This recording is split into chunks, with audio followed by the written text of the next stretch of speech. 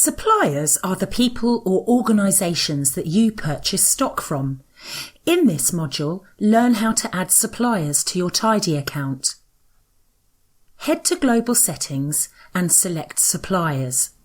On the right-hand side of the screen, click on the New Supplier button. Put in a supplier code.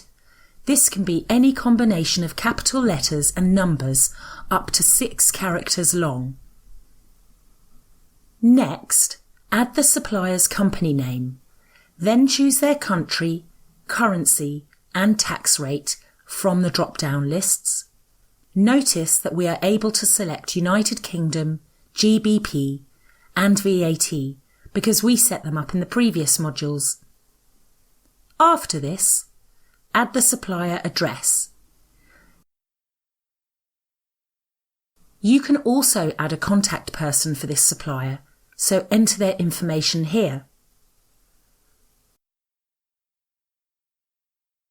Once this is saved, you can now make purchase orders from this supplier.